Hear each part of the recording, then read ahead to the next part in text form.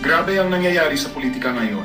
Umani ng malawakang reaksyon ng balita na si Senador Alan ay kumikitil na umano ng boto sa ilang lugar na nagdulot ng matinding galit sa publiko. Samantala, si Senador Gregorio Ringo Honasan ay nanawagan sa mga botante na maging maingat at manatiling mapanuri sa kanilang mga pinipiling kandidato. Ayon sa mga ulat, nagkaroon ng insidente kung saan umano'y pinipilit ni Sen. Ala ng mga botante na iboto ang ilang partikular na kandidato, isang hakbang na itinuturing na paglabag sa demokratikong proseso. Mariin naman na ipahayag ni Senator Honasan ang kanyang pagkabahala at nanawagan sa taong bayan na huwag magpadala sa pananako at manipulasyon sa eleksyon. Dahil dito, lalong lumala ang tensyon sa mga komunidad na sangkot sa naturang alegasyon. Habang umiigting ang galit ng publiko, naging sentro rin ng diskusyon si Senador Tito Soto na marami ang pinupuna sa kanyang mga aksyon at pahayag. Sa kasalukuyan, patuloy ang pagbabantay ng mga watchdog groups at ng taong bayan sa mga susunod na kaganapan upang masiguro ang patas at malinis na eleksyon. Ang tanong ng marami, makakaapekto ba ito sa resulta ng boto sa darating na halalan?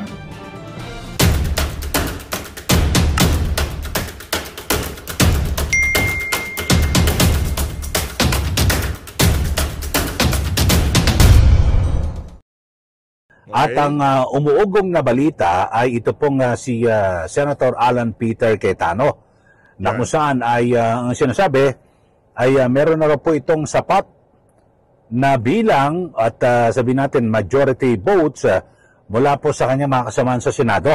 Tag Tito Soto, I have one question for you, sir. What was your qualifications that you were considered and selected as the Senate President? Because as far as I can see, you do not even have the capacity to hold a decent debate, to hold a decent introduction. Ganon ka kaliit ang utak, ganon ka kabobo. And yet, you hold the highest position in the Senate? For what reason exactly? Ako po. Were you selected para pagtakpan, which is obviously, that's what's happening right now, para pagtakpan ang mga anomalya, ang mga kasama mo sa flood control project? Nako. You are there. You are selected to shield them, and that's a shame. Because we are paying you to do a sloppy job. Hindi na po kayo nakakatuwa. Hindi to Itbulaga. Akala ko siguro nitong si School Bukol nasa Itbulaga siya. Lahat ng ginagawa niya ay nakakatuwa. Isa lamang huyan sa mga kababayan natin na buwisit dito kay School Bukol ngayon mga panahon na to. Marami hong nananawagan sa social media na dapat mapalitan na sa lalong madaling panahon. Itong si School Bukol at itong si Senator Rodante Marcoleta nagsalita na rin ho kaugnay kung ano nga ba mga asahan pa natin dyan sa Blue Ribbon Committee gayong hindi na siya ang chairperson nito. At itong si Senator Gringo Honasan, meron hong panawagan. Sayang no, sana itong si Senator Gringo Honasan na lang nanalo nung nagdaang election, hindi na yang si School Bukol. No? Puti pa to kahit paano may prinsipyo yung mga nanalong, ibang mga nanalong senador ngayon, kitang-kita ho yung pagbaling sa administrasyon itong si Marcos Jr. Pero bago yan mga kababayan, kung bago lang ho kayo sa PH Update, alam nyo na ho gagawin. Kung nahihirapan ho kayo mag-subscribe, scan nyo na ho yung QR code na yan para kayo hong pinakaunang makakita sa ating mga reaction video. Hayun na nga mga kababayan, re-recta na ho tayo kagad sa panawagan. Makinig para sa mga kababayan ho natin, para sa mga tagapanood nating membro ng Guardians. Makinig ho kayo, may panawagan itong si Senator Gringo Honasan na sa tingin naman ho natin, ikaka-alarma ng mga taga-Malacanang. Ito, panoorin ho natin ito mga kababayan. Sa lahat ng mga sis at mga bro sa Philippine Guardians Brotherhood Incorporated, sa inyong lahat, ngayong ika-25 founding anniversary natin, magandang umaga sa inyong lahat. 10 ng inyong mga mahal sa buhay. Ang ating PGBI ay bunga ng unification ng iba't ibang grupo ng mga guardians. Ayon na rin sa advokasya nitong pagkaisahin ang ating bansa at lipunan. Mula noon hanggang ngayon, patuloy natin itong ginagawa kahit alam natin na hindi madali. Sa kasalukuyan, nahaharap na naman tayo sa isang hamon para patuloy na manawagan para sa pagkakaisa ng bansa at mamamayan upang labanan ang kahirapan tungo sa kasaganahan at kapayapaan. At nang sa gayon, masanda tayo at kakayanin nating harapin ang iba pang mga suliraning panglipunan, pati na ang banta sa soberanya ng ating bansa. Sa gitna ng makulimlim na panahon ng sitwasyong pampolitika at pang-ekonomiya, hindi lang ngayon, kundi lagi nang bumabalot sa ating bansa, hinihikayat ko ang lahat ng mga kasapi sa pangunguna ng mga nasa pamunuan na patuloy nating pagtibayin ang ating hanay at huwag tayong maumay na manawagan na magkaisa, mag-organisa at kumilos sa abot ng ating makakaya.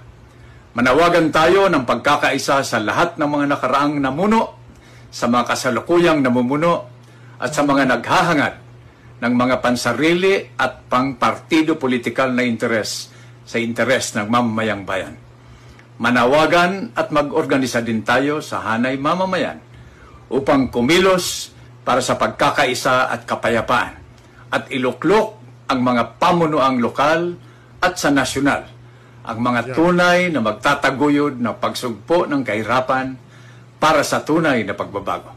Muli mga kapatid, humayo tayo at manawagan na magkaisa, mag-organisa at kumilos para sa bayan at mamamayan. Mabuhay kayo, mabuhay ang Philippine Guardians Brotherhood Incorporated.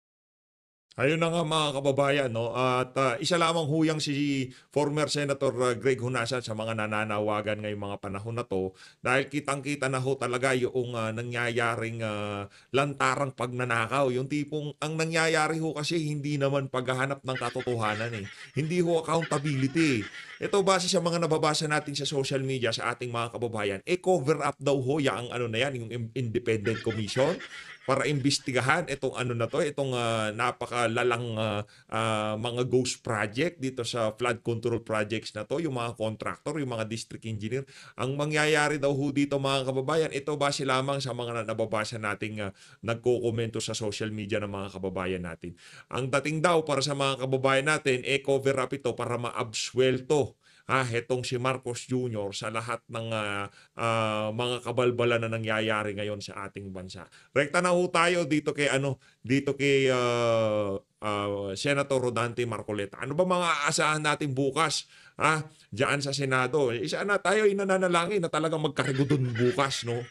Kasi mga kababayan natin, ako kung ano lang naman yung feeling kong tama at kung mali naman ako, pwede nyo naman akong kontrahin dyan sa comment section at babasahin ko at ikukonsidera ko lahat ng komento nyo. Pero base ho sa aking nakikita, base sa huling galaw ng Senado, kaugnay sa mga kaganapan ngayon sa ating bansa, tahasan ho nating sasabihin na hindi ho para sa interes na sambayan ng Pilipino ang mga nangyayari ngayon dyan sa Senado. Eto, panoorin ho natin itong si Senator Rodante Marcoleta. Summarize po natin ang mga kaganapan nung pinakahuli at pangatlong pagdinig ng Blue Ribbon Committee nung ako po ay hindi pa tinatanggal bilang chairman. Siguro po yung maraming sumubaybay sa atin, malalaman ninyo na napakamalaman po ng mga pangyayari. Unang-una po ay lumitaw po si Representative Toby Chanco na doon ay na-establish po natin na talaga pong yung mga insertions, ito po yung paniningit, pagsingit po nila ng mga proyekto ay parang nanonood ako ng GOT no? Yung dito sa sound, background music, GOT na GOT no? Sila lamang po talaga ang ma-influence ang nakakagawa nito. Binanggit po niya yung pangalan ni Saldico sapagkat nung ibigay po niya yung nilalaman ng USB, sang-ayon na rin po sa kanyang nakalap na impormasyon na binigay din po sa House of Representatives. Talaga pong pangalan ni Representative Elisaldico ang napakarami po na siya yung nakapag-park. Yun nga po ang ginagamit nilang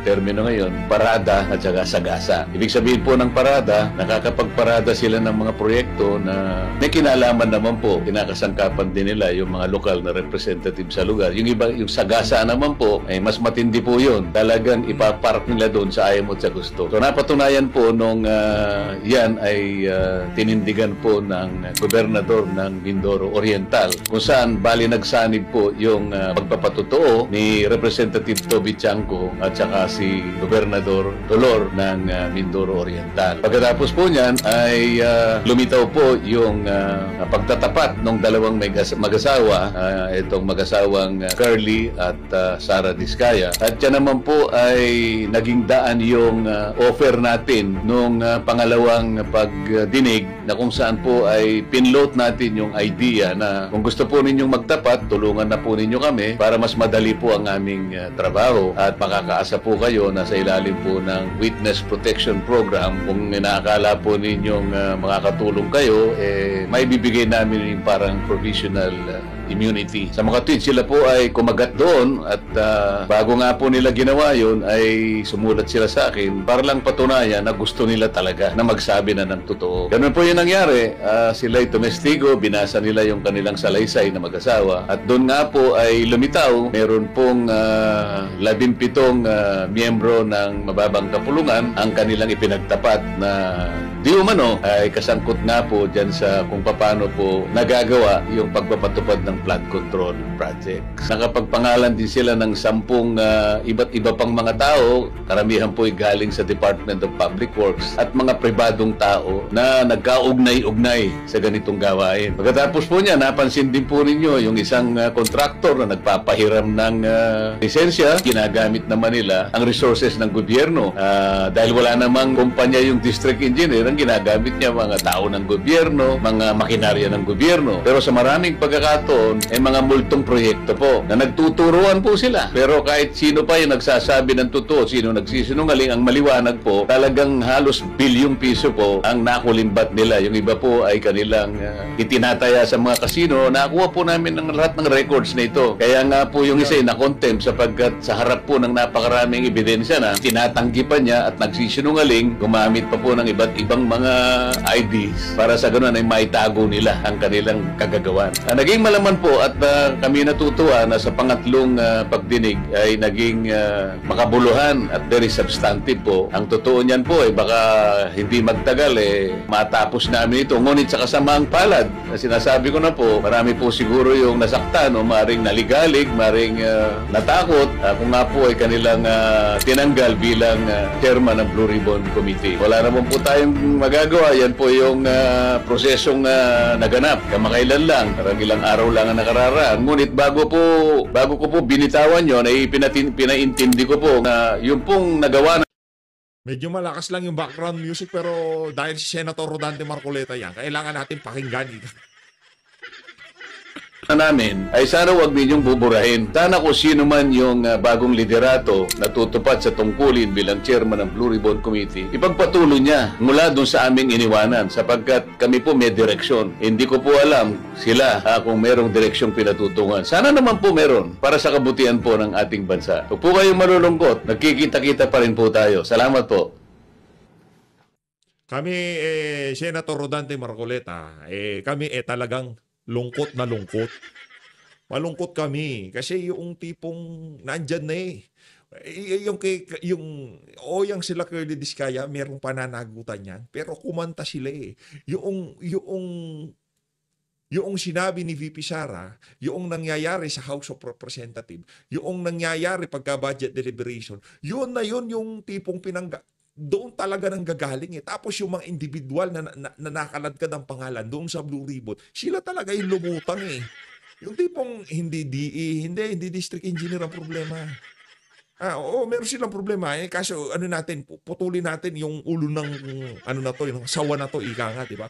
Putulin natin ang ulo nitong bayawak na to o crocodile na to. At yung ulo nasa House of Representatives. Di ba? Nasa Malacanang. Yan di ba? Nandiyan talaga sila. Hindi yung mga naimang kontraktor. Wala namang nanakawin yung mga kontraktor kung hindi lalagyan ng pondo ng mga kongresistang kontratista, period. Di ba? Yun ang problema. Pagka ikaw, congressman ka, tapos pinasok mo yung pangungontrata, paggawa ng mga proyekto. Naku, laki ng problema mo dyan, Brad. Tignan nyo ngayon si Zaldico, hindi makauwi ng Pilipinas. Di ba? Meron siyang SunWest O yung kapatid naman niya, meron namang high tone. Yan kasama sa top 15. Huwag na nating yung sinasabi nitong si Bangag na listahan. Ang sigurado dito, ang anak ng TOCA, Committee on Appropriation ka, meron kang SunWest construction company, tapos hindi mo bibigyan ng Diba? Napakalaking kalokohan naman noon. Kaya sinasabi ni Terry doon, kaya siya nag-divest. Anong divest? Ikaw nga founder noon Tapos Committee on Appropriation ka. Ngayon, itong mga kontraktor na to, kayo pinangalanan. Maya-maya, papalitan nyo itong mama. Magkakaproblema ko talaga tayo dyan. At sigurado tayo, isa sa panawagan ng mga maglalabas sa kalsada at magkikilos protesta sa mga susunod na araw na dapat mapalitan ang pamunuan na ang Senado. Kasi meron ho talaga tayong problema sa ginawa nitong si School Bukol, nitong si Itbulaga. Yan ang problema. Binoto nyo yan eh. Ano sabi ko? Pagka nanalo yan, magpapakaaso lang kay Marcos Jr. yan. Kung ano ho yung sinabi natin nung panahon ng kampanya, yun ang ginagawa ni Soto. Wala. Pag upo niya, ano na bang matinong ginawa ng mama na yan? Maliban sa pagbanat sa mga taga-suporta nitong si dating Pangulong Rodrigo Duterte. Lagi niya sinasabi, kaibigan ko yung mga Duterte. Anak ng tokwa, kaibigan mo mga Duterte. Kaibigan mo mga Duterte. Alam mo naman na politika ang binabato nila kay BP Sara. Pero okay na okay ka sa impeachment, anak ng tokwa. Yan ang wag na wag mong pakikialaman, Soto. Yung pag-archive dyan sa impeachment, yung bubuhayin mo yung ano na yan, yung impeachment na yan. Anak ng tokwa, talagang maghahalong balat sa tinalupan. Malamang, sambayan ng Pilipino, bibit-bitin ka at ibabalik ka sa Itbulaga. Ito, buta na ho tayo dito kay ate. Itong isa sa mga talaga namang galit na galit dito kay Soto. Hindi ka na daw nakakatuwa. Ito mga kababayan, panoorin ho natin to. Tag Tito Soto, I have one question for you, sir. What was your qualifications that you were considered? Narinig nyo ho ba yun? Pagka yung mga ganong klaseng aksentan ng pinag-uusapan, PH update medyo mahina dyan. What was your... Ulitin mo natin malupit. Pero palakpakan muna natin to si ate, kung sino ka man ate Gusto ko yung mga aksentan mo na yan, palakpakan natin. Gusto ko yung mga ganyang bira. Hindi, pero yung delivery talagang mahusay. Meron naman talagang, meron talagang mga ganyang klaseng Pilipino pagka nagsalita para mga Amerikano. Pakinggan natin. Game. Tag Tito Soto, I have one question for you, sir. What was your qualifications that you were considered and selected as the Senate President? Because as far as I can see, you do not even have the capacity to hold a decent debate, to hold a decent introduction. Ganon ka kaliit ang utak, ganon ka kabobo. And yet, you hold the highest position in the Senate? For what reason exactly? Ako po. Were you selected para pagtakpan, which is obviously, that's what's happening right now, para pagtakpan ang mga anomalya, ang mga kasama mo sa flood control project? Nako. You are there. You are selected to shield them, and that's a shame. Because we are paying you to do a sloppy job. Hindi na po kayo nakakatuwa. Hindi to Itbulaga. Yan. Right? Wala tayo sa noontime show. You can't even keep your statement straight and cohesive. Nakakahiya ka. You belong in Itbulaga, not in the Senate. Palakpakan. Ang ganda ng argumento niya na yun na hindi ka nabibilang dyan sa Senado. Nabibilang ka sa Itbulaga. Gumawa ka ng pelikula, mag-host ka, magpatawa ka. Inom ka ng Pepsi. Anong gusto mong gawin? Walang problema. Inom ka ng Coke. Yung amo mo mahilig sa Coke. Ikaw mahilig ka sa... Nasa sa inyo yan. Kung anong gusto nyo gawin sa buhay nyo. Pero huwag nyo nang guluhin na sambayan ng Pilipino. Binoto ba o... kasama sa mga deal kay George Garcia. Di ba? Ano ba talaga? Nanalo ka ba o pinanalo ka ng... asa na yung issue ngayon ng botohan? Baba na naman. Pagka eleksyon na naman yan, problema na naman, di ba?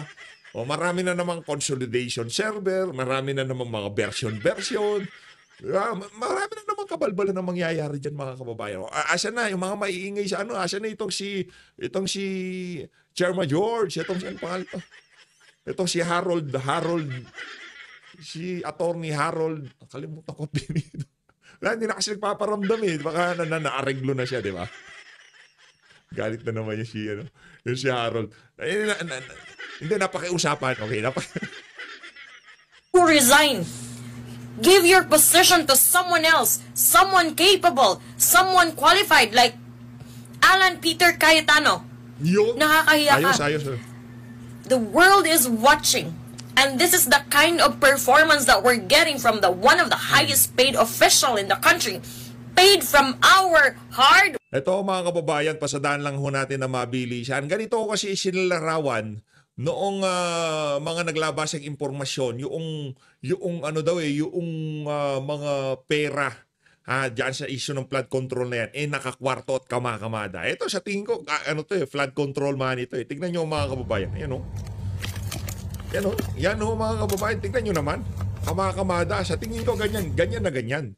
Ganyan na ganyan yung yung kitahan ng mga walang iyang to sa flood control. Ayan o. Grabe, daming pera niya no.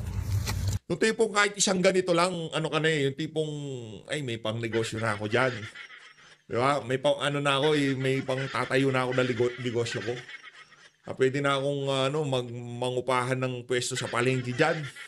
Diba?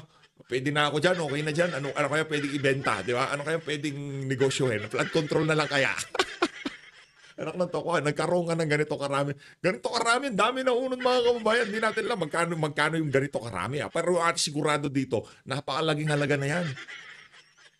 Yung kasi pinakita picture lang dyan sa House of Representatives yung kay Bryce Hernandez. Pero ito talagang video. Tingnan nyo naman Kamakamada. Nakalagay na lang sa plastic ng basura. Pambihira Sinusort pa dami pera. My goodness. Yan mga kababayan at sa itong sa bahagi ng video natin ito. Medyo marami tayong pinasadahan Dito tayo dito sa video ito yung hindi narinig ng mga kababayan natin ito. Napakaganda nang naging talumpati nitong si Senator Chis Escudero noong bumaba siya bilang Senate President. Napakaganda ng kanyang talumpati. Bababa na lang siya, mag-iiwan pa talaga siya ng palaisipan sa ating mga kababayan. Ito panoorin natin mga kababayan. Ayan yung huntag po na yan yung tipong parang nasa Cloud9 itong si School Bukol yung tipong pinaka-aabangan ko to, pinaka-aasam ko to, unang pukpok ko to ng martilyo. Dapat kinuha mo sa ulo mo binukpok para naman yung tipong meron pakinabang yung martilyo na yan, di ba? Parang pagkaupo niya ng Senate President, unang tatrabahuhin dapat yung matanggal sa Blue Ribbon ito si Marcoleta. Hindi, bottom line. Hindi sa kung ano pa man kadahilanan. Hindi siya dahil ayaw nila itong si Chis Escudero o kung ano pa man. Ang target lang talaga nila dyan sa pagpapaupo dito kay School Bukol, dito kay Itbulaga dyan sa Senado. At host ng Itbulaga ang ating Senate President, palakpakan. Tawag dyan, sugod Senado gang. Sugod Senado gang ganyan talaga binoto nyo di ba? Yan ang magiging ika nga. Yan ang magiging tawag dito. Yan ang magiging resulta pagka naghalal kayo ng mga graduate sa One Bull University. Ito lang isa pa to sa hindi natin maintindihan. Di ba yang si Mig Zubiri maliban doon sa issue sa budget, yung mga insertion na pinapatungkulan dati sa kanya nung siya pa ang Senate President. Dahil ayaw siya ni Martin Romualdez. Ito lang nalalabuan lang tayo dito. Kaya yang si Mig Zubiri, siya, wala rin ng prinsipyong mama na yan. Para sa akin lang, wala rin ng prinsipyo yung mama na yan. Una sa lahat, nagtanggal sa iyo bilang Senate President yang si Martin Romualdez. Diba? Yang si Martin Romualdez, tinanggal ka. Tapos, yang si Martin Romualdez naman, inupo yang si Soto, tapos yang si Soto ginawa kang majority leader. Payag ka nun. Yung nagtanggal sa'yo, tapos binigyan ka ng Consuelo de Bobo, na kung saan para lang siguro na siya kasama kumampi dito kay Soto, nandiyan ka na. Tipong prinsipyo naman to ko, yan yung mga nagtanggal sa akin bilang Senate President, ngayon sasamahan kita. Kayo na lang. Basta minority pa rin ako. Biglang lipat sa majority Narinig yung majority leader, Zubiri, majority leader ka na. Okay lang sir, kahit na tinanggal ako dati ni Martin Romualdez. Okay lang, sige, ako na majority leader mo. Pamira, kitang-kita ho yung paglalaro nila sa politika. Yung mga Zubiri, wala ako tiwala sa mga Ngayong mga panahon na to, ilang mga apelido lang sa politika ang ating pinagkakatiwalaan at una na dyan, itong si dating Pangulong Rodrigo Duterte. Duterte, apelidong Duterte. Yan kasi merong resulta, merong resibo. Ito, anong resibo nito? Sugod bahay gang? Pag inom ng ng soft drinks? Tak ng tokwa, oo. Tuloy. Majority Leader, thank you, Mr. Senate President. Nais ko lamang po magbigay ng maikling manifestasyon. Nais ko pong magpasalamat sa mga kapwa ko miyembro ng Senado na nagbigay po ng tiwala sa akin sa 19th at saka 20th Congress. Nais ko din po magpasalamat sa mga opisyal at kawani ng Senado. Karangalan ko po na pagsilbihan kayo at manilbihan kasama kayo nitong nagdaang taon. I serve at the pleasure, Mr. President, of the majority and understand and respect the decision of the majority of my colleagues. I hold no grudges. I hold no ill feelings. I congratulate Senator Vicente Tito Soto III on his election as Senate President, and I wish you well, Mr. Senate President. Magandang balita ang hatid namin sa inyo ngayong araw. Sa pagtatapos ng aming balitaan, nagbigay kami ng mga mahalagang impormasyon. Maraming salamat sa pagtutok at pagsuporta sa aming programa. Huwag kalimutang manatili sa mga susunod na araw para sa mga bagong balita at mga kwento na dapat nating abangan. Mula sa Boses ng Masa, magandang araw, Pilipinas!